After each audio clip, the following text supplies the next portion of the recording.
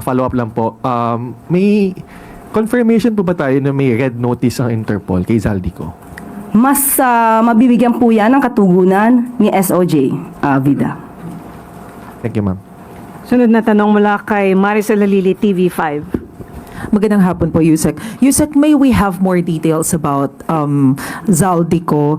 Saan po siya nakasakay nung mahuli siya ng Czech Republic? Sino yung sinasabing isang lalaki na kasama niya? Was it a random check?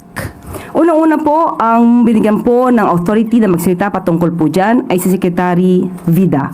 So lahat po ng patungkol sa issues ni Zaldico ay mas mabuti po nating itanong mismo kay Secretary Vida.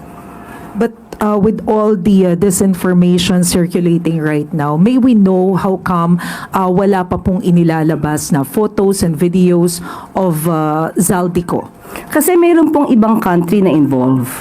So maingat po ang gobyerno sa pagbibigay ng anumang anunsyo. Hayaan na lamang po natin na magtrabaho ang ating gobyerno at muli si Secretary Vida po ang maaaring sumagot sa iba pang mga katanungan. Last na lang. Naalala ko tuloy yung kapitbahay ko nag-apply ng trabaho.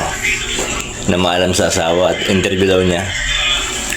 Pagka uwi, tinanong ng asawa, "Oh, kumusta ang interview?" "Ayos naman," sabi niya. "Madali lang naman ang interview."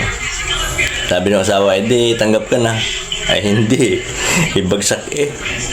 Sabi ng asawa, "Akala ko ba yung madali lang ang interview?" Madali lang ang interview. Kaya sagot, mahirap.